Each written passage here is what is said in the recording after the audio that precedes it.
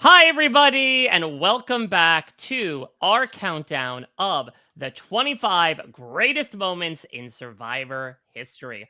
My name is Mike Bloom. We're rounding the bend right now, reaching the halfway point of this entire process as we will talk about yet another five huge set of moments. This is huge. We needed this as we are celebrating Survivor's 25th anniversary by counting down 25 moments as voted on by you in the hands of the fans. And today, moments 15 to 11. Who will be knocking on the door of the top 10? We shall find out in due time. As always, I am joined by an illustrious panel of Survivor alumni to take a walk through Survivor history, past, perhaps present, and maybe in the future. But let me welcome them in one by one. Here's somebody who's still cooling down considering she's been on fire over the course of this spring. It is the winner of Survivor 47, Rachel LaMont. Hi, Mike. How So you doing? excited. I'm so excited to do this with Omar and Kellyn. I feel like, this is my first non-47 related podcast. So it feels like a big deal. Like I'm nervous. My heart's beating. So I'm glad to be here with friends, amongst friends. So Well, the professional podcaster you become, Rachel, because you did such a great job setting up our other two guests. Of course, he knows who's who at the zoo, and we'll see if that applies to counting down these moments as well in the cages. It's Omar Zaheer. Hello, thank you for having me. And I love this illustrious panel as well. But Rachel LaMont, winner of Survivor 47, has already started in on her deception and lies. This is your first non-47 okay, I podcast. realized after that, this is my first like RHAP. Rachel's just a past player type of podcast, like Because I heard a The whole first season of time as a 48. normie is what I just heard. And welcome back down to Earth, Rachel. Join us mortals. Well, it's an honor to be on for your first non-47 podcast, allegedly. And of course, finishing out this foursome for the evening is someone who famously said on Survivor that your gut is all you have to go with. And we'll see how she can gut check the vibes of the fandom when it comes to guessing these moments from Survivor Ghost Island. It's Kellyn Bechtold. Hey, everybody. Happy to see you all. Excited to be here. All right. So we've got another whole batch of moments to talk through from the list of 100 that the people voted on. I won't describe the entire process. We understand it at this point, but I will remind people of the moments we have talked about so far. Let's really quickly review, I should say, the first 10 moments that we talked about here on this entire project. Of course, we started in the new era, much like two of the people we're talking to today, with number 25, Jesse betrays Cody from Survivor 43. Number 24, Rupert steals the shoes from Survivor Pearl Islands. Number 23, Coach's trip to Exile Island. Survivor Tocantins taking the monastic approach. Number 22, Caleb shot in the dark hits from the Mergatory episode of Survivor 45. Number 21, Cerise 3-2-1 vote in Survivor Panama. 3-2-1 votes all the rage nowadays in Fiji for those of us that are watching Love Island. And then the ones we talked about last week, number 20, Sandra wins twice on Heroes versus Villains. Scoopin falls in the fire in Survivor the Australian Outback. Omar is fist pumping that. Number 18, Tony's Spy Shack from Survivor Cagayan, the proto version of the Spy Shack before it became a bunker and a nest. Number 17, Advantage Get In, the series of unfortunate events that took out Suri in Survivor Game Changers. And finally, number 16, Heidi and Jenna strip for chocolate and peanut butter in the Amazon. A moment so salacious that the host of this very podcast network had to take off to Scotland and appear on another show just to not be linked to it. And so here we are with another batch. Real quick, before we get into getting to guess the number 15 moment and have you all take a turn in the chair here, I'm curious, Rachel, looking back upon 25 years of Survivor, we've had a mix of new era, we've had a mix of old era, we've had a mix of big character moments, we've had a mix of big moves and strategy moments. Do you have any moments from your perspective that fall into any particular bucket when you look back as to the stuff that makes your list? Oh, interesting. Yeah, I think that for me, the moments that stick out, maybe they're not like I have a very different history, I think, with Survivor because I am not a day one Survivor fan. So I, started watching like 8 years ago. My first live season was Heroes, Healers, Hustlers. So I feel like I did like old school on a binge, and I feel like that gives me a very different perspective, and it kind of like those moments kind of stick out to me, maybe different than people that watch them live, and my connection to them is a little bit different. And so, yeah, I feel like, things we haven't heard about yet. You're asking for me to kind of Oh just yeah, throw some or things just so out you know, there? are you some of your favorite moments more of like the funny, goofy things, or more of the all right, let's get down to brass tacks? I want the big blind sides. Yeah, interesting. I think that it's a mixture. Like, I feel like, Billy and Candace, very funny moment, like not serious in any way, not game related in any way. Same with like, Natalie, can I have your jacket? Like those things are just funny and iconic moments. Dead Fair Play's dead grandma, like those types of things. But then you still, you have Eric giving up the necklace. You have like I feel like, Parvati's double idol play, things that I assume are going to probably not be in this segment and probably like be a little bit further down. Even like Sue Hawk's Snakes and Rats speech. Like I think that some of those things are just the things that I think about, and I'll be curious to hear the perspective from other people that have been watching a lot longer. Yeah, I mean, from that perspective, I mean, Omer, you are someone who has been very dyed in the wool with some of the, bigger Easter egg moments, I would say, even from those earlier seasons. And we've seen some of those moments from the first 10 seasons pop up. Do you think they are being held appropriately in reverence on this list?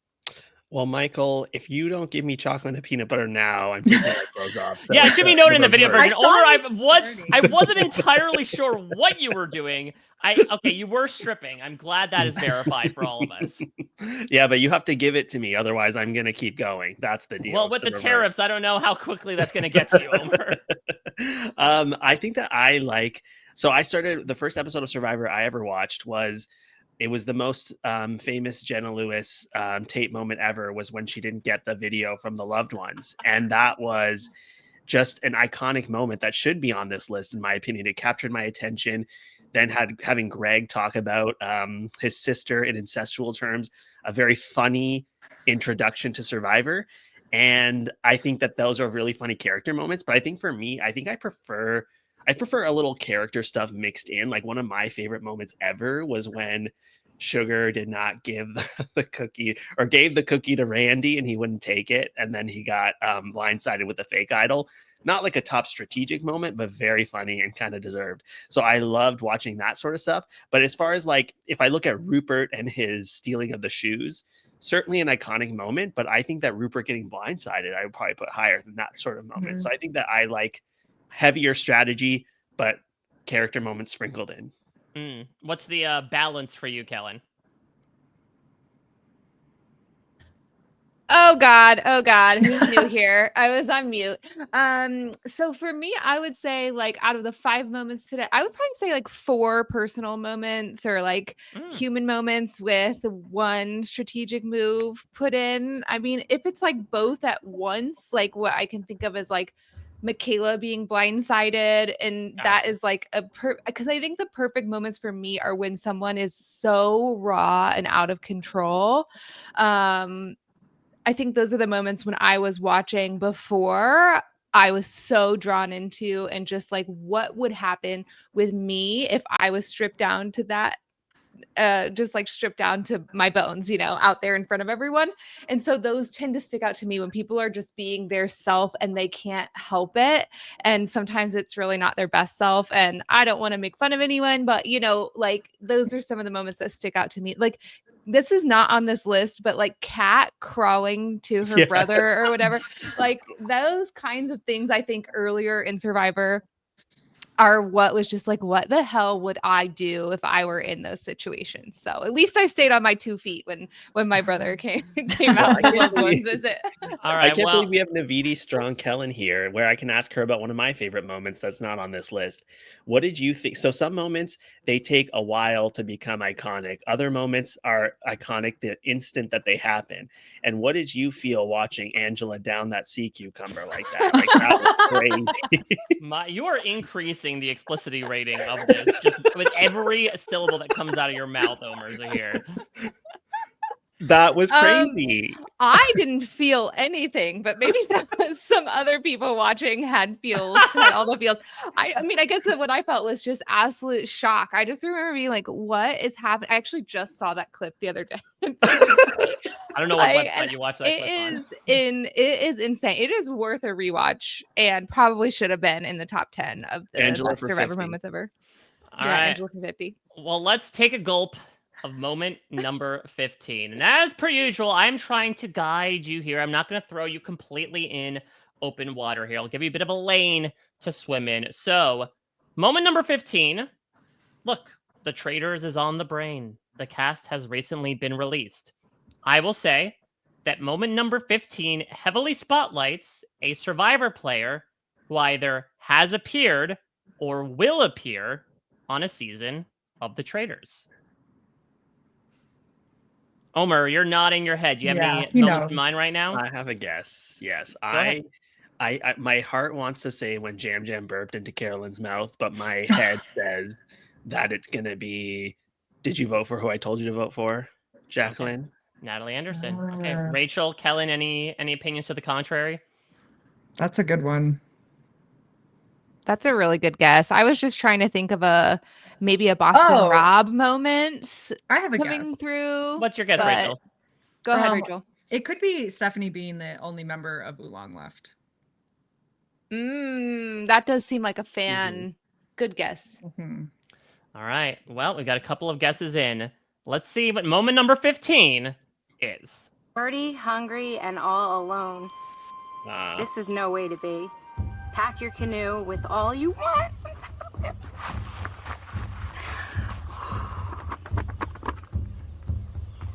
This is why Rachel won. Pack your canoe with all you want and paddle out to sea. The lone, long survivor.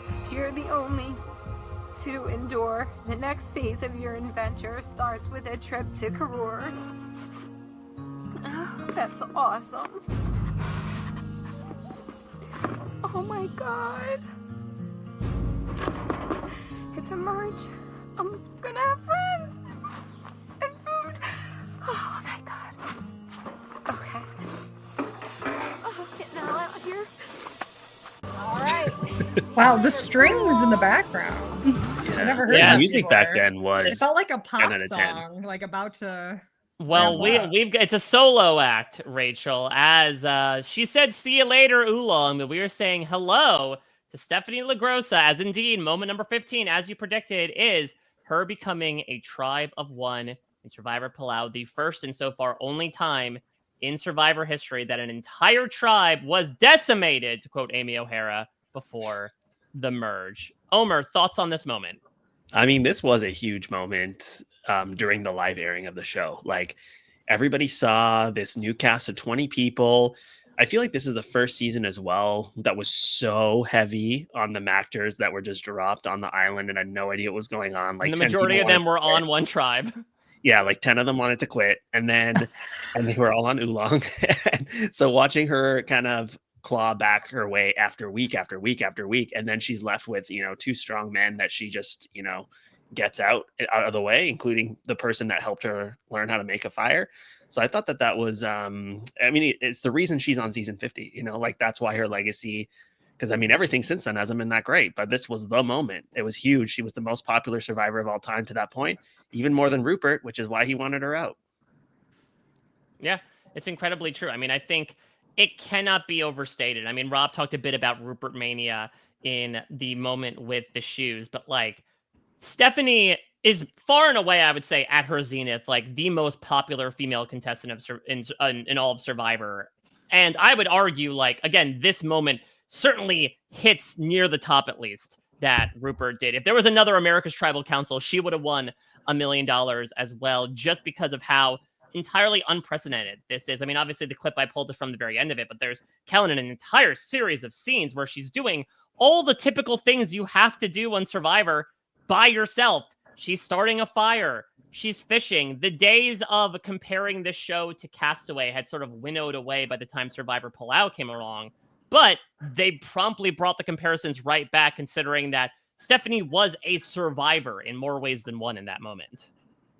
Yeah, I really can think back. I should go back and watch this. I haven't since I played, but I did spend 2 nights alone playing Survivor out on Ghost Island. So I have slept alone and started the fire and gone out and got water and done the whole thing being by yourself. And I think it would be, I mean, this is like a drop in the bucket of her experience, but it is very strange to experience something that is so tribal, so much about a group experience, and then finding yourself alone.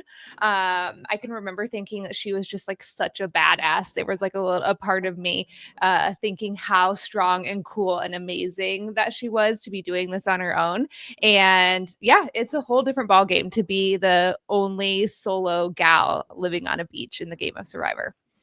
I'm curious, Rachel, as someone who experienced this again through a binge, not through the lens of 2005 when it aired, did it still hit for you, considering that, especially considering Survivor history is now going to be waylaid by a whole plethora of like these disaster tribes? None of them have gotten to the level of Stephenie, but this is really one of the first times that we've seen just an absolute devastation of one tribe over the others. Yeah, I mean, it definitely still hit. I actually, I also filled out the form for this, these moments, and this was one of the ones I put on mine. So it certainly hit. I actually rewatched this season with my family up north like a couple years ago. We just randomly put it on, and my father-in-law, who is like a day one kind of casual fan, like was like, "Oh man, Stephenie," and so she definitely sticks in the minds of people that have been watching a long time and in newer watchers too.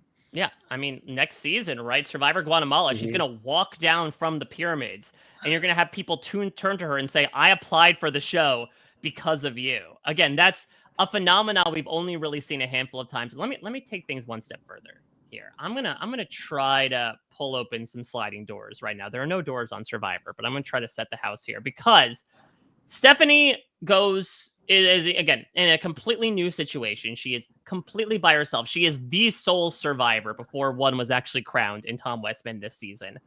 And look, I imagine that the show, even at that time, is still planning out the majority of the season ahead of time. But I'd like to think there's a little thing in my noggin that says that maybe they saw Stephenie really roughing it for that day and a half, and we're like, you know what? We could throw something in maybe a couple rounds from now where someone spends a night alone. Yeah. And that's what happened with Janu. That then inspires the entire concept of Exile Island. Mm-hmm. Almost biblically, Exile Island beget Redemption Island. Redemption Island beget Edge of Extinction. This entire idea of your own. So she ruined Survivor. Like, not occur. Chris Underwood would not have won Survivor. Honestly, I think that is the small domino to the large domino in Survivor history. What is she going to do on 50 then? That's going to ruin our lives. Can't wait to see. Well, it is also a time when there really wasn't, like, All Stars was such a special event, a big event. It's not like returning player seasons were a very regular thing at the time. And so the fact that they specifically, I feel like, saw these two were like, we have to bring them back for their unfinished business. I think it worked as a theme, and it was so quick and so basically devoted to them that I think it is, I think it's a game-changing moment for sure. Mm-hmm.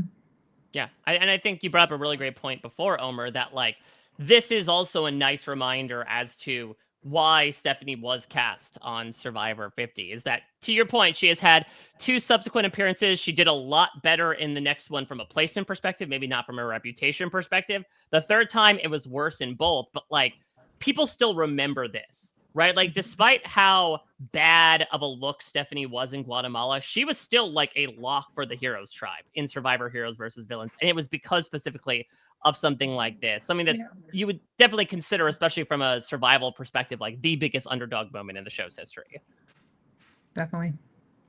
Okay. So moment number 15 is in the books. We'll leave Stephenie behind and we'll move on to moment number 14. And I will say the moment number 14 is quite a memorable moment that happened on a finale night of a Survivor season. So you're looking for a moment that happened on a finale. Romber. Okay. What? That's a good one. Rob proposes to Amber. Okay. That's lock it in, Mike. All right, locking it in with Rachel. Omar, Kellyn, any thoughts? I've got to go. I got to take hometown honey here. Ghost Island tie vote between Dom and Wendell happened at the finale. I hope it's that one because that would be so cool to make the list. I mean, it wasn't me, but you know, you were there. I was there. You actively contributed to the outcome. So okay, I'm gonna go with also then. I don't want to go with Natalie's moment again. But going under Kellyn's, let me pick the Ghost Island one, and maybe I'll pick the 42 one, Marianne at Final Tribal Council. Okay, there we go. We got a couple of homers and a homer for Romber. Let's see what moment number 14 is. Well, you know what, Jeff? Regardless of what happens here tonight with the vote, Rachel, I feel like I already won. I have the most special girl in the entire world sitting here right next to me. If you don't mind, I'd like to say something to her.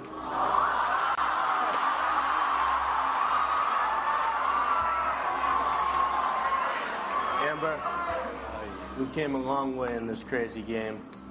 I've seen you at your highest high and your lowest low. In between it all, we worked together as a team to accomplish so much. It was really crazy, and in the end, I ended up falling in love with you. You're the most amazing person I've ever met in my entire life, and I want to spend the rest of my life with you. I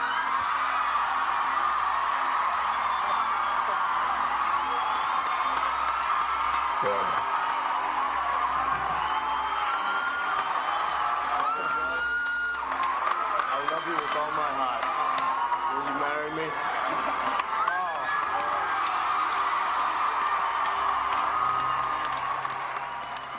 Who wrote that speech for him? That's the forward of the BR rules, Kellyn. Come on. An entire speech, word for word, as indeed. Rachel LaMont, 2 for 2. Wow, Rachel. Survivor. Moment number 14 from the reunion. Technically, sort of like the weird purgatorial period between the finale and the reunion because the votes hadn't been read yet. Boston Rob stops the proceedings to propose to Amber. And of course, I had to put up 2 pictures here because how could we ever forget that this woman, I would say, has one of the best days of her life, wins $1 million and gets engaged while wearing an I Heart Rob shirt. And I will also say Boston Rob as well. Back in the days when there were live reunions, you know, people tried to get gussied up, and with no offense to Rob Mariano, like kind of a schlubby look. His, long sleeve, no collar. The ultimate version of no collar that he's wearing to the reunion here. Well, he's a construction worker at the time. That's his look, you know. They want you to do your look. Oh my god.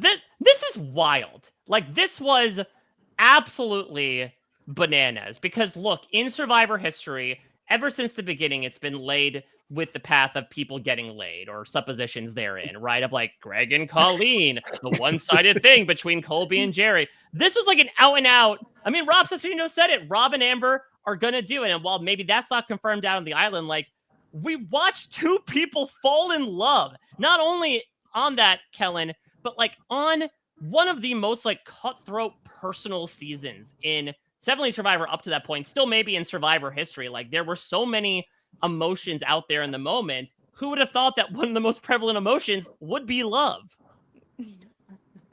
I mean, I cannot imagine even how old were they about around this time? They were pretty young, right? Yeah, I know. I think Boston Rob is definitely like in his, I want to say like maybe late 20s. They're in their 20s still, certainly. I was like trying to figure out if they were like even like 25-ish. 27 and 25. Okay, Amber 27 and, Rob, and 25. So that gives this space for this most, I mean, we can all attest here. It's a pretty magical, all-engrossing experience to go and be on Survivor and to do the whole thing. And then to be 25 and falling in love and getting to do the whole thing on TV.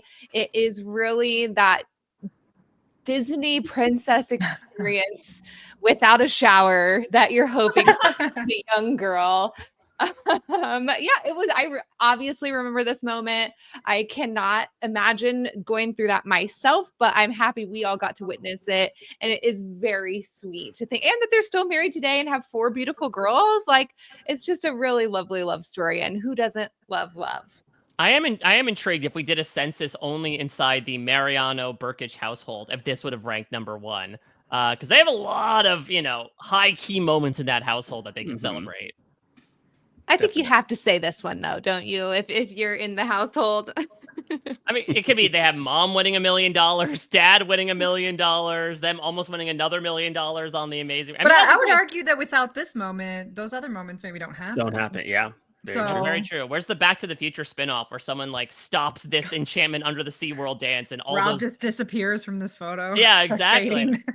I mean, the other thing as well is, again, the timing of all this, that it was before the votes were read. Now, I don't know, Rachel, like Boston Rob maybe saw a bit of the writing on the wall. The savvy person that he is like, I'm not winning. So like, let me make sure I try to lock something down before it's officially confirmed that I'm a loser. Yeah, I mean, I feel like if you're gonna do this, this was the right time to do it. It stops, even if he had won, it still stops this kind of perception that it was only because there was like money involved somehow. I think doing it before just kind of helped quell that and make it more about like their love story. It was cute. I definitely didn't, as a person who already knew Rob and Amber were married and had kids and stuff, this did not hit for me that strongly as a viewer many years later, but it's obviously pretty iconic, so I'm not surprised.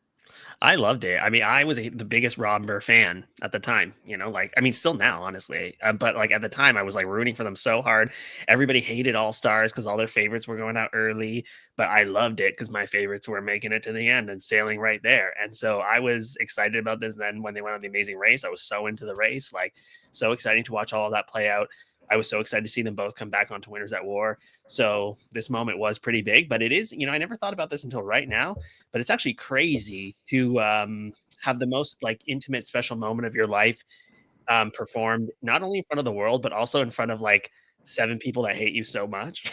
Yeah, that's the thing. So this was at Madison Square Garden, which was just, as Rob describes, like an absolute raucous environment. And yeah, to your point, I mean, you hear like Big Tom's like, oh, voice in the background. Like the jury was also right there, and I'm sure in the moment they were feeling a certain way. At least one of them was like, "That's not going to last at all." And look who's laughing now, folks. Well, look at them now. But 5 feet away from Lex, who hates their guts, like that's bold. What was also really interesting about the moment, and Jeff talks about it actually in a clip shortly after this that I didn't play, is that there was this big surprise that was teased for the finale and reunion. They said, okay, but there's one more. Listen, again, your mileage may vary on how the season ended, but there's one big surprise that we're announcing at the reunion. And Jeff has to clarify to say, just to make it clear, that's not the surprise. Because I think a lot of surprise was better. This was better than giving Rupert $1 million.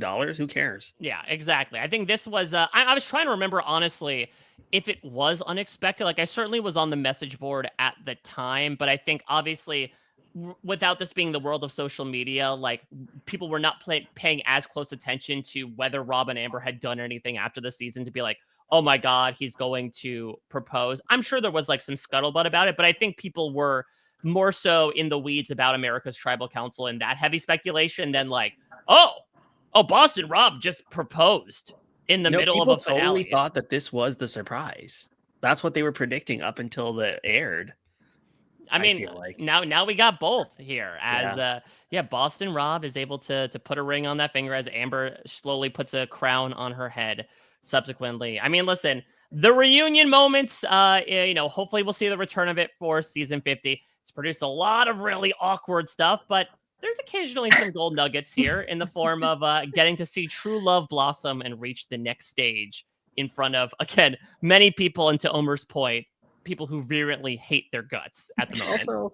Also, Kellyn out here acting like this is such a foreign concept when Ghost Island, the alternate name for it is Survivor Love Island. Like, please. We all I don't know what you're talking about. I do have one disclaimer here for those of you listening who may be thinking about proposing. Do not And I repeat, do not do it when it's like the biggest moment of your partner's life, like that they're going to win $1 million or they're graduating from med school or they just got a promotion or whatever it is. Like, please correct me if I'm wrong, panel, but I know I do not want to be proposed to in the middle of I'm about to win $1 million. Like that would piss me off, like to no end. Actually, Mike, when you started to say, think about this big moment, Amber is about to like win the $1 million, and then he interrupts it with a proposal. So just saying, there's another twist on this that it worked out then, but it will not work out now. So split up your magical moments. Okay, please disagree with me, anybody. I don't disagree. Yeah, go ahead. But do they think that they thought it could be either one though, right? That one? I would imagine so. I mean, Amber does say right before this clip, she says, I think it's going to be a 1 vote difference either way in the jury vote. My advice stands. My proposal advice stands.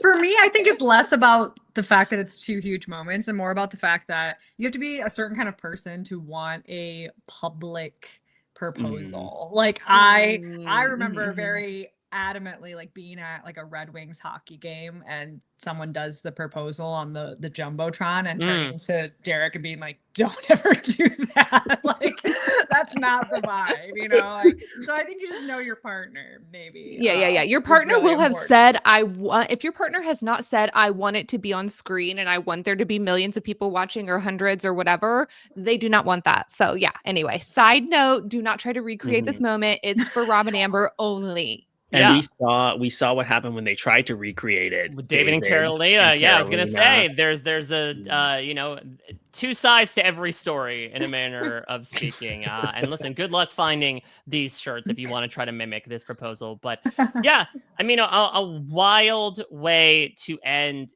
probably the biggest season of the show up to that point with I think a lot of people were talking about, Survivor meets The Bachelor in that moment. It's just romance was not necessarily something that people thought of in the midst of the survival and the strategy. And who knows, you could say that while Rob and Amber did have 4 children of their own, it arguably birthed a lot of other Survivor couples, successful or otherwise, that have, culminated to this day. All right, well, we've got another couple of moments to get to, 3 to be exact. Let's get into this next one. It dovetails quite nicely from moment number 14, because I will say, as Omar mentioned before, there was quite, a somewhat acrimonious group of 16 other All-Stars that were watching everything go down here in Madison Square Garden. I will say the next moment involves one of those people. It's too early for Sue's speech, right? I'm going to go with Christy Smith getting blindsided by Rob's sister, Nina.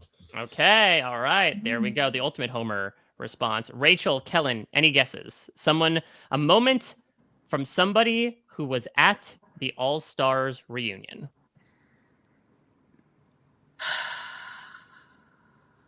A lot of pressure on you, Rachel. I know. You got to go 3 for 3 right now. I don't You're even down have 1,000. Yes. You don't have anything, Kellyn? No, because I'll screw up who was there. So yeah, I'm not even taking a guess. Can I get like a face sheet of all the All-Stars? Go with the Thailand fake merge. Okay. No, I don't know. I can't even think of who it might be. Okay, I guess I'll say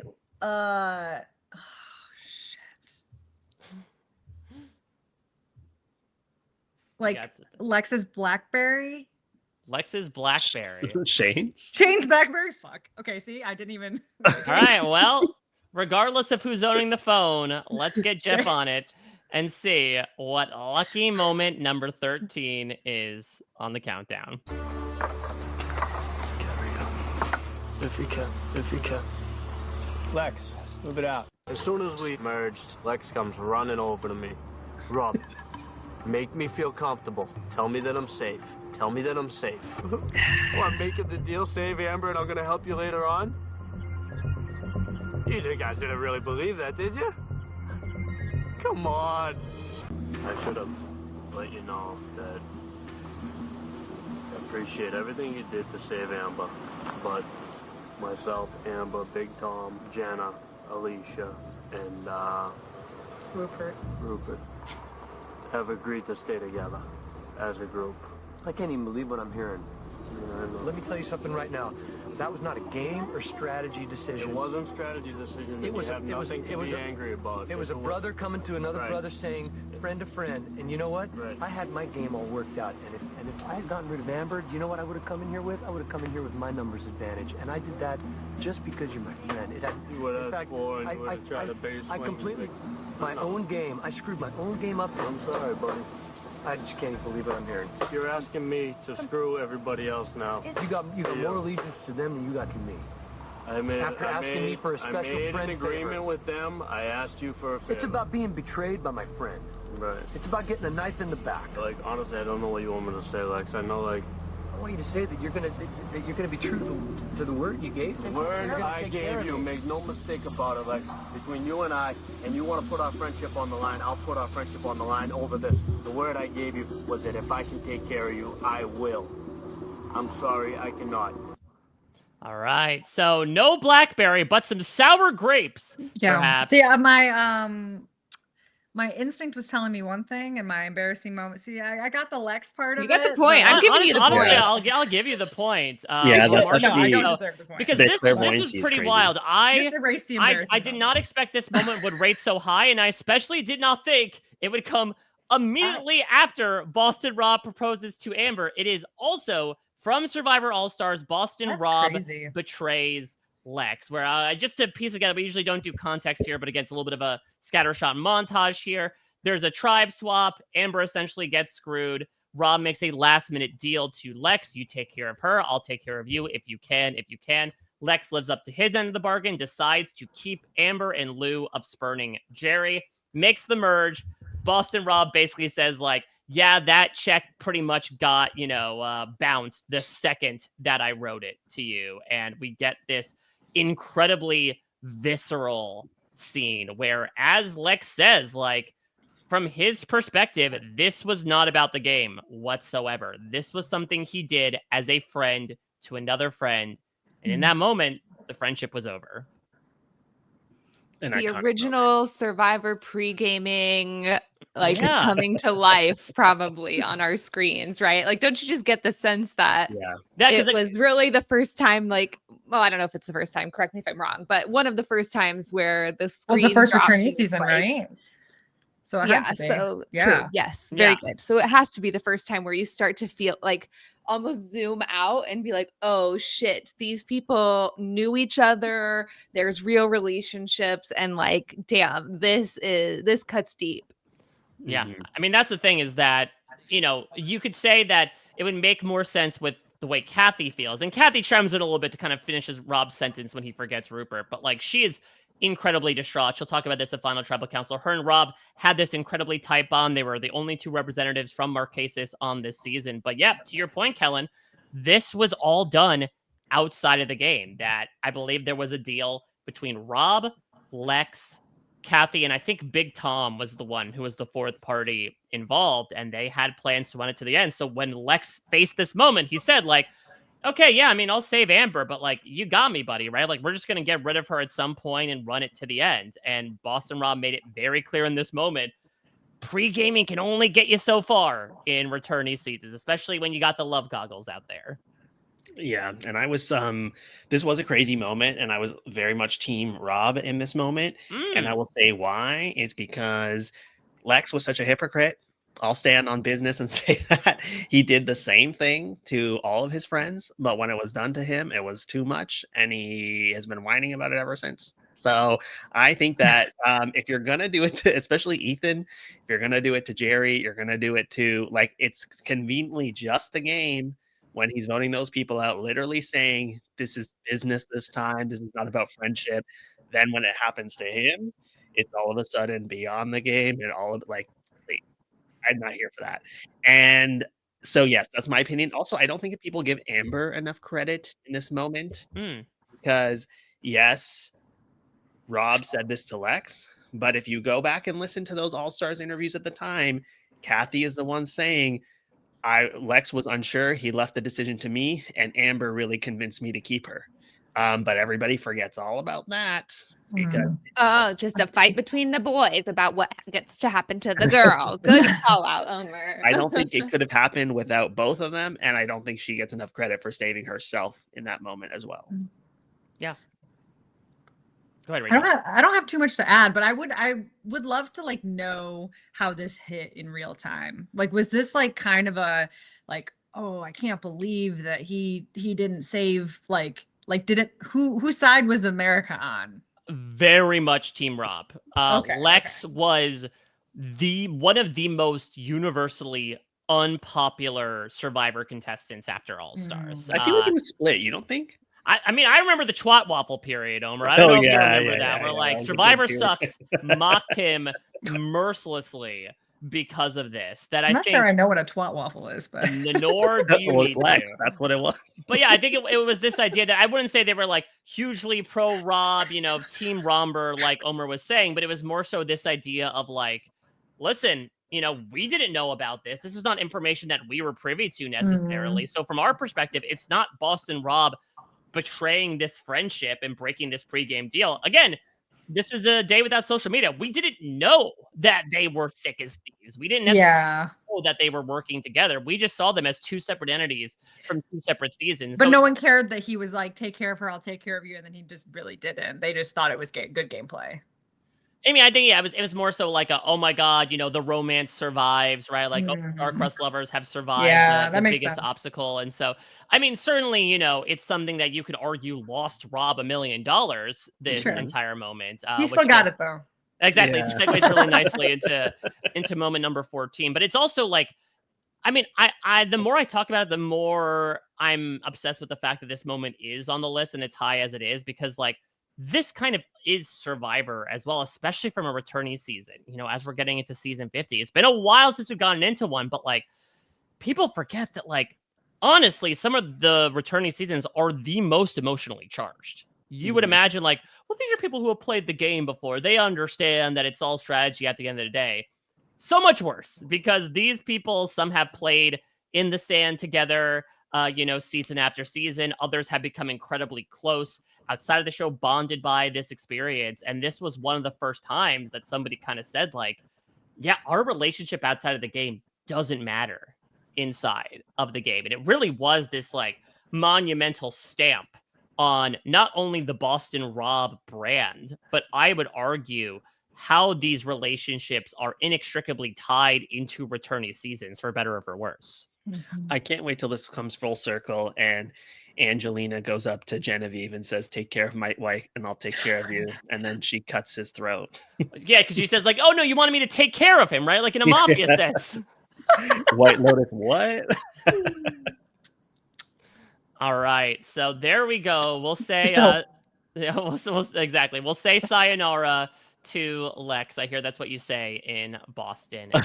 13 is done. Let's get into our dirty dozen here with moment number 12. And what I will say for moment number 12 is that it's a little bit of a color from moment number 14. This is something that takes place, I will say specifically, at a final tribal council. We will remove the reunion of it. We'll remove some other finale stuff from it. This takes place specifically at a final tribal council. Go ahead, Kellyn. I'm going to say Wu takes Tony. Wait, that happened before the final tribal council. Oh, it doesn't count? I don't Okay, think so. well, whatever. That's my wrong guess. Go on. What about your I Dom and can't Wendell I can't guess? take the right guess because then I'll ruin Rachel's record. And that's the kind of friend I am. I figured if it was the Dom and Wendell thing, it would have been at the reunion again, right? Or not at the reunion, I guess at the live finale. Well, they revealed the 10 votes in Fiji. That's true. Do you want to like take a No. guess back? Okay. I was taking the wrong guess. That's fine. She doesn't. Absolutely not. Stand on your mistakes, and you'll revel in the victories.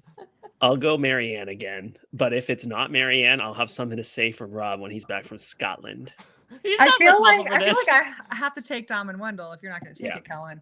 But I also have like, I feel like it could be the Brenda Dawn teeth moment. Ooh, that's a great moment. All right. The picks are in. Let's see what moment number 12 is. All right. I'm going to read the votes. What? I thought he was joking. Oh my God. First vote, Dominic. Wendell.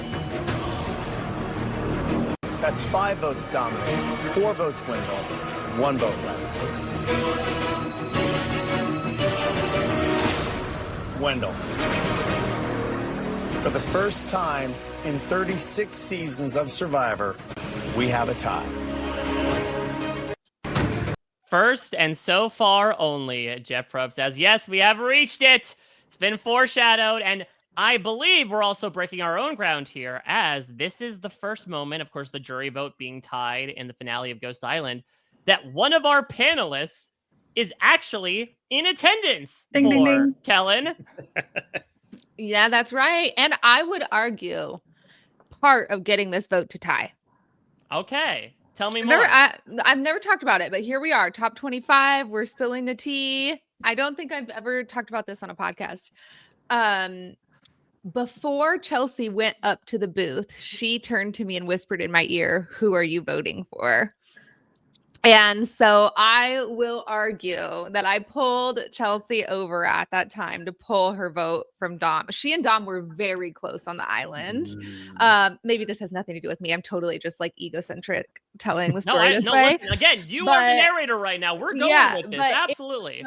That Chelsea whispered in my ear, "Who are you voting for?" I think there were people who were literally deciding. Like, not only was it so close, I think probably Angela didn't know what she was going to do when she walked up. I don't think Chelsea knew what she was going to do. I think those two could have gone either way, probably at the end there. So not only was it literally a tie and literally so close, I think Dom was probably, whatever you want to call it, milliseconds, like the tiniest decision away from winning that season. And what a bleeping mess that he did not get his chance on season 50. I want to burn it all down for Dominic Abate, the person who is literally the closest person to have never won the game of Survivor, should be out there to represent all of us who couldn't get it done, because he was the closest. But in this moment, literally all 3 of them knew exactly what had happened. Like Jeff said, we've tied. But then he goes in to say, like, Laurel will cast the vote. But without him even saying that, like, Dom's heart probably fell to the opposite side of the earth. And Wendell realizes he won $1 million, and Laurel realized that she was the one who was going to pull the trigger on it. And it had to have been, I think, one of the most insane moments to be a part of being on a Survivor jury ever in time. So yes, I think it deserves to be on the list. It was crazy in person, and I think it all played out just as exciting on TV. I'm biased.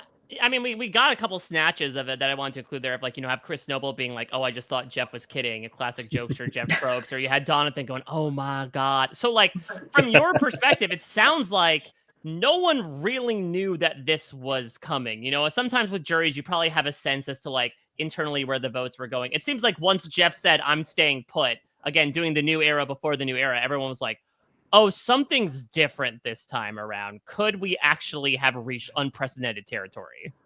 Yeah, I mean, all of us were trying to figure out exactly what's happening. I mean, because he just comes back. We're all like, okay, the season's over. We're done. We're ready for the party. Now you see what happens. We didn't know what was going to happen at the time. And when he just came out and said, "I'm going to read the votes," I think there was a split second where everyone on the jury was just like, what is happening? We all left our bodies a little. It was like an out of body experience to be like, wait, did we forget something? What is going on here?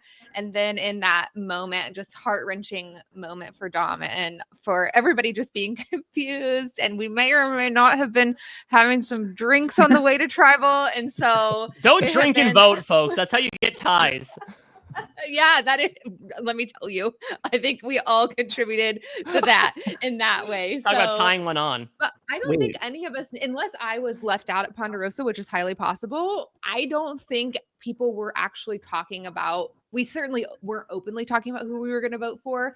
And I did not know. I don't think any of us knew which way it was going to go. None of us had a feeling. I think we all thought we would be surprised on who was going to win. We just didn't know we were actually going to find out that last night in Fiji. I have 2 questions for you. One, if you guys had re-voted as 10 people, do you think it would have been a deadlock or no? Oh, gosh. Hmm. Well, I was not changing my vote. No way, no how.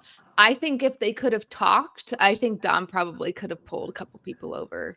Gotcha. And Yeah, 2, I would Oh, say yeah. Dom's final tribal performance was actually a little bit better than Wendell's. I think if Dom would have had a little bit more time, he might have been able to pull a couple more people. Maybe. And then why there's 10 jurors. The first 5 people voted off, all voted for Dom, and the last 5 people voted off, all voted. Why was there such a stark contrast in the timing of the jury and how they voted, or was it just coincidence? I can only give my biased answer to that, which is my experience of interacting with and Dom is a very dear friend of mine in real life now, so I can say this, but his like asshole factor like was going up as time was going on. Like my crazy factor was going up. Like I was getting more emotional, more reactive, right? And so I think Dom was probably unraveling a little bit more from like being able to stay present, stay in human connection. And Wendell was really still staying calm, staying compassionate, and staying as a witness to people's lived experience. So I think that's probably what happened a little bit. And look, Dom, I'm sorry, I love you, buddy, but as you got more crazy, I got more crazy. We got more crazy, and Wendell stayed less crazy. Well, you've said before too that like Wendell, you knew you were going home, but Wendell was able to kind of like make you feel not okay with it, but just not, I don't know. You said Dom was very like, just, yeah, it is what it is. I mean, Wendell, looking back, I think Wendell was just better at like manipulating us, honestly. But I really felt like Wendell cared about you. And I think as the days wore on, like day 32, 35, 36, it's gets really, I know y'all would know nothing about that, but it gets really hard after those days, like the starting to degrade of your body and your emotions. I would say those last probably 5 or 6 days are the hardest. They were the hardest for you as well. I'm just joking about that. And so you're more and more sensitive, and Wendell was just able to like continue to show up as like the brotherly figure for all of us. Ultimately with Laurel staying in that space, staying connected to her. And then that's what got it over the finish line for Wendell in the end. Yeah. I mean, this was absolutely wild. I cannot imagine being out there in person, but getting to experience this. Because remember, at the time, the entire discourse, especially leaning into the end game, when, with no offense, Kellyn, it looked like a pretty spelled out outcome in the end, was like, okay, who's going to win, Dominic or Wendell? And we had definitely talked about the possibility of a tied jury vote. It was brought up at the Game Changers reunion 1 year prior about this fake scenario of, okay, if ties in the final 3. We still don't know what would have happened if Amanda and Parvati had tied with 8 jurors in Micronesia. So I think I could certainly speak for myself and maybe some of the fandom in that, like, I don't think we ever thought it would happen. That, to your point, Kellyn, yes, you might have some people be like, okay, we're purposely going to try to make it a tie vote. But like at the end of the day, jurors will vote on usually their own personal proclivities. And so they're not necessarily going to try to, you can't necessarily have everyone work in simpatico with this final vote that is like their last statement at the end of their own survivor sentence. And so I personally never thought we would see this, if not maybe in season like 46, let alone 36. And I remember Ghost Island was the first reunion I was able to attend ever. And there was this absolutely lovely, but certainly in the moment, poor mother and child that were sitting next to me that like seemed to be enjoying their time. Like, you know, we're I wouldn't say they were like huge out and out devout Survivor fans, but like got the opportunity, awesome live experience. And then when Jeff says, okay, I'm going to read the votes here, I lost my fucking mind. Because I was like, you don't understand. This has never happened before. This is not since season 1. That means it's tie. What are they doing to tie? What's Laurel going to do? Like all this reality sort of came shifting into my head across the sort of like myriad reactions that you were talking about, Kellyn. And that was certainly the reaction in the room as well. Like when Jeff said that, I think there were some people that were like, huh, that's interesting. Maybe it's something new. Ghost Island is a throwback season. Maybe it's a throwback to Borneo. But the majority of people knew what that meant, that they knew Laurel had to cast a vote right there, right then. And we were about to watch Survivor history being made. Who's going to win, Wendell or Dom? Until Laurel cast that vote, the answer was both somehow. And you know what? Where I was that night, Mike? I'm glad you had a great time. That was one of the worst nights of my life from a veterinary perspective, because I was still a super fan that was like, I need to get home at 8:00 on Wednesdays. I don't give a fuck. And I somehow ended up on call that night. And at 7 p.m., an hour before the finale, a hamster comes in and it's dying. And then I'm like, okay, well, I'm going to help this hamster, but it's pretty sick, so it'll probably be pretty quick. Turns out it was a support hamster. Not a good idea for a pet that lives 2 years to be your support animal. And then the lady was a little bit not normal, and she kept telling me the police were trying to take her hamster and that the police were corrupt. And I was like, I don't know what to tell you right now. This is beyond my pay grade. She was threatening to do stuff to herself and her hamster. Oh my and God. It went on for 5 hours, and I did not see the finale that night. I watched it the next day. I actually That's had tragic. Wow. Were you spoiled on that then by the time? Thankfully, I did not get spoiled, so I did watch Okay, it. so you still get to enjoyed the experience moment. it. Yes, Okay, yes. okay. Yes. Thanks for being such a good steward of hamsters and support animals. There It we was go. You were Did the the hamster live, Omar? It definitely didn't live, but it did go home against medical advice, so I can't say I know what happened. It was to out it, of your but hands. Sure, it did not live much longer, and I did have to call the authorities. So, All right. Well, an eventful night for us all, was it not? I mean, Rachel, I want to turn to you here, because when we talk about the impact of this, again, I think, it fortifies, to Kellyn's point, the legacy of Dominic Abate, the closest person to ever get to winning in Survivor history.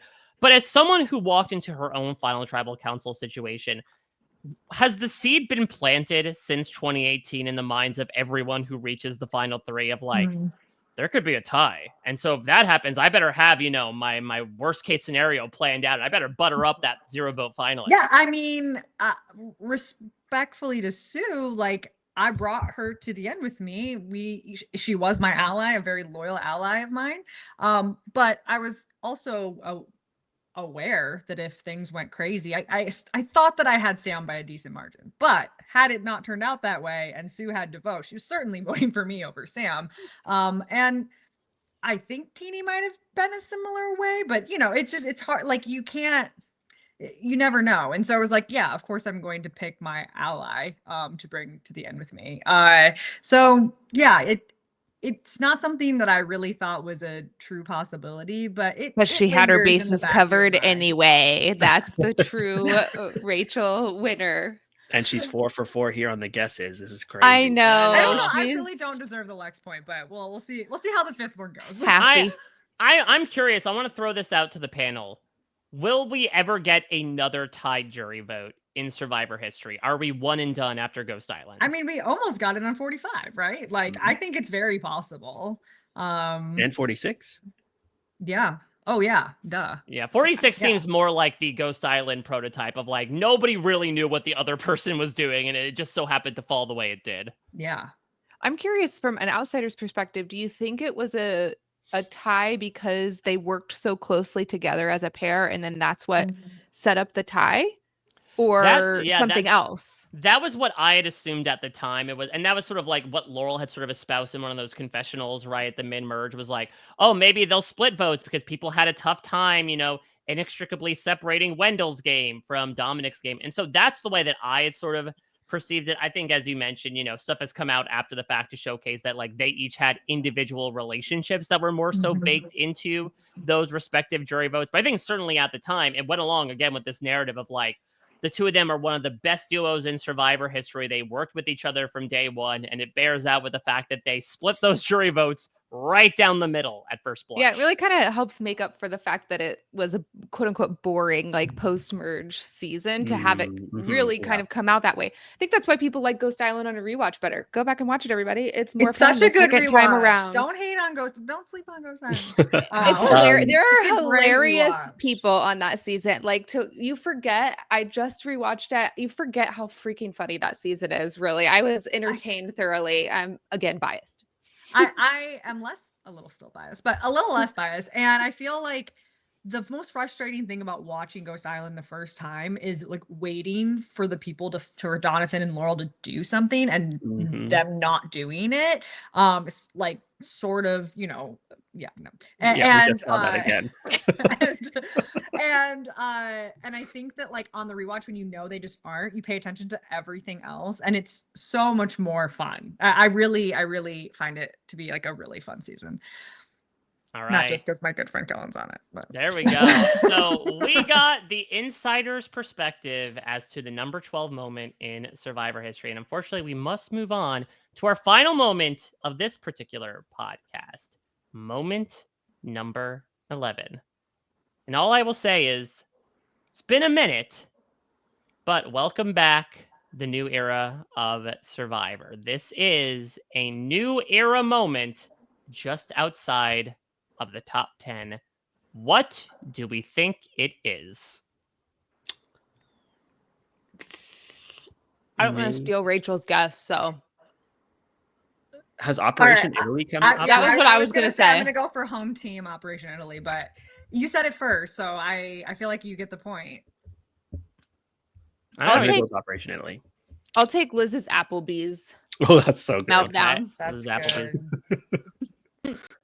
All right, Rachel, you've been so gracious to take away those top two moments. Is there a new era moment that you feel could be number 11? It's funny, I really brainstormed for like what some of these things could be, and I don't have any new era moments on my list.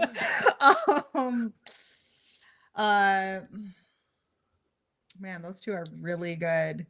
I'll say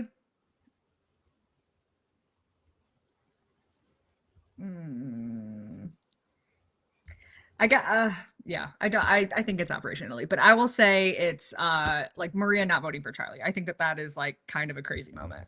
All right, let us see what the new era moment is to close out just before the top 10. It really is high time for me to go for broke. The way I started this game built an initial perception that I was a GOAT. This is my opportunity to make my mark and finish this game off in a way where I can get first place. Do you think they're going to be suspicious when you come back? Yeah, we have to come up with a whole fake story. We have to milk the time that we have on the sanctuary to put together a very difficult mission. Yeah. This is not simple.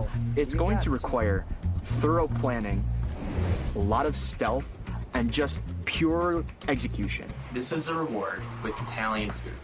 I think Operation Italy is good. Yeah, I like that. Okay. That's the plan to knock out Rachel at the final 7. Yeah. This is the biggest heist of season 47 of Survivor, and we're calling it Operation Italy. It is indeed. Rachel, you thought you were on a non-Survivor 47 podcast, but sorry for you. Number 11 is indeed Operation Italy. Oh. Here we are. I'm really interested in all of your perspective on this. Obviously, Rachel, you have the first-hand perspective, but like I will admit, like I think over the past near year since we have seen this season, I have seen it already kind of go through the cycle of like, this is the best move ever, highest rated episode to IMDb, to actually it's really overrated. It was just an easy vote split with Andy coming over the top.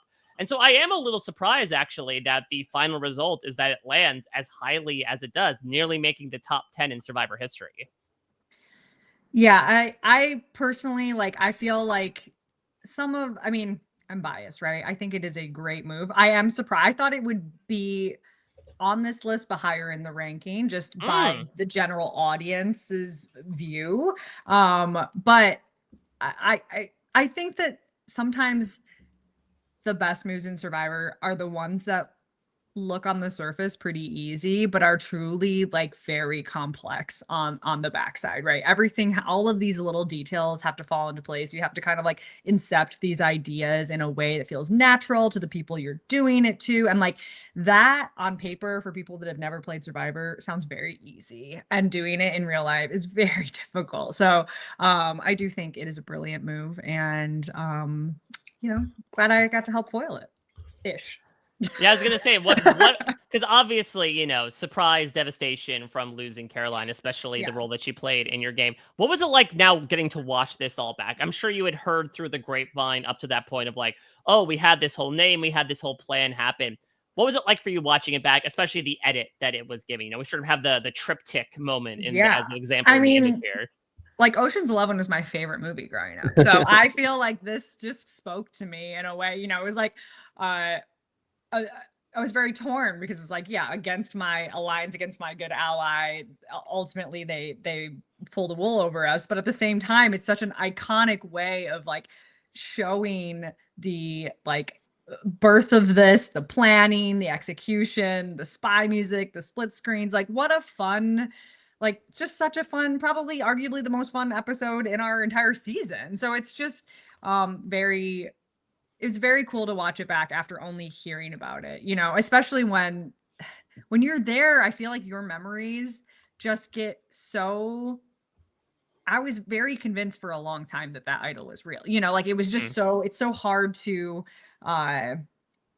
she had a whole, like Genevieve didn't even show like her whole story about like, I found this clue and when I came back to camp, I had to find the shell on the beach before the sun was directly overhead. Like it was so specific and so like crazy to have just fabricated that out of nothing. It just, I don't know, a little speechless, but it's just very cool. And I'm glad it made the list. Yeah, I mean, without saying too much, obviously we'll get into Survivor 49 in the fall, but I will tease that Operation Italy was certainly on the mind of a good amount of Survivor 49 players, considering that, they had seen your season in totality. They had seen about half of season 48 before going out, but like, it's something like this that is so big and flashy, and like, you could say it's obviously a group effort, to your point about Genevieve's, tall tale about the idol finding, but like, at least from an edit perspective, it's kind of singularly presented as like, Andy's this goat and he's making this move for himself to push himself up to the top. I really do think, Omar, that it kind of represents, and I would say arguably your boot as well, another big penultimate move is this idea that like any player can take their own game into their own hands, try something big to shake things up in the hopes that $1 million will be lying with them at the end of the day. Yeah, I agree. I think that this was a really fun moment for the show. I think that the thing about it that made it special, though, in my mind, was not necessarily the move itself, because again, I don't think, a 3-2-2 is not like groundbreaking Survivor strategy, but the way that it was packaged in and narrated on the parts of the three of them, and how it was like branded, it was almost like it was made into a little movie. And I think that made it fun to watch and made it feel more special. I'm not saying it wasn't a great move, because I do still, with my full chest, think that was the right move for Andy, even though he went out the next round. But it was, it's not, I think for a brief period, people were like, this is earth-shattering strategy that's never been done before. But I don't think that that's true. I think it was the uniqueness of it was how it was narrated and presented that made it so fun to watch. I think that's a really good point. I think that's what helps the move kind of like stick out in people's minds more. I mean, it kind of comes down to branding, right? Like Andy had the right idea by giving it a name. You could argue, like, when I was writing out a lot of these descriptions to put in the survey, if I write out like Survivor 48, Kyle and Camilla lie that Shaheen has an idol in order to get Joe to betray him, like, doesn't exactly ring as much, Kellyn, as like an Operation Italy does. Just kind of rolls off the tongue. Yeah, I think this is the perfect storm, and why we all like Survivor, and why when the producers and the editors get it right, it just knocks out of, it's like a grand slam to watch Survivor. And I think this is where all of the pieces come together, the experience, the perspective, Andy's entire story arc. I think the only missing piece here is that postseason, we find out how much of a threat Caroline was in that moment. Maybe you don't feel it quite as much. So that's the only thing. If we could have like put a little bit of like, I don't know, a little bit of hot sauce at the end or something, we could have bulked that up. But other than that, it is like the perfect full 360 experience as a Survivor fan. And I think that's probably what keeps Operation Italy right here, just the honorable mention in the top 10 of these exciting Survivor moments. Yeah, I think go ahead, Rachel. Oh, I was just agreeing. I think that there's you, Kellyn, you were talking earlier about how like your favorite moments are the ones that kind of incorporate like personality and strategy. And I'm not trying to speak for you, but I think for me, this is one of those where it's like, Sam's like, Andy's the straw that stirs the drink. And Andy's like, cackling maniacally. And Genevieve's like, I think this will work. Or she said like, if this works, I'll die. I think I'll die or something. Like, it's just like everybody, it's just such a good combination of good strategy and like fun character having moments. fun. My God, like people having fun playing Survivor and going for it and trying to make the moves and realizing a bit that they're on TV, but not really, and just going all in. And I think going all in allows everyone at the table to have a really fun time. That's the thing, is that, the moments that we've gotten into, comparing this, it's odd to compare this to like the Lex moment, but I feel like when you talk about things like Operation Italy or like Rupert stealing the shoes, if we think about how will this moment resonate, not in the bedroom, but in the rest of Survivor history, like I think future players have fun with moments like this. Like, give them names, come up with big flashy things behind it, because not only is that going to catch the eye of the producers to the point where they make an entire freaking heist montage around this, that's what gets you remembered. Arguably we still have not seen perhaps the ultimate heist move in Survivor in the form of Eric being swindled out of the immunity necklace, but like that's another great example of how the moments that ring so much in the minds of Survivor fans, including one that only happened a year and change ago and is still making number 11, is the fact that it was done with so much quality to it from both the perspective of production as well as from the players itself. And I'm now realizing how incredible it is that we have our Ocean's 11 parody at number 11. With the person who was there now for the second time having the panel member here. Lots of eyewitness accounts. No. All right. She could have been the victim of this. I could have been. Yeah, the bullet was originally intended for you. Yeah. Well, luckily, history changed in a very different way. But let's go through the previous 5 moments in Survivor history that we discussed tonight. Joining the other 10, we have Stephenie becoming a tribe of 1 in Survivor Palau. We have Boston Rob proposes to Amber in Survivor All-Stars. But after he was winning over hearts, he was breaking hearts only a few weeks back as he betrays Lex in moment number 13. Moment number 12, the jury vote ties, perhaps due to Kellyn's influence. And moment number... Probably not. Moment number 11, a nice cannoli at the end of this 5-course meal, Operation Italy.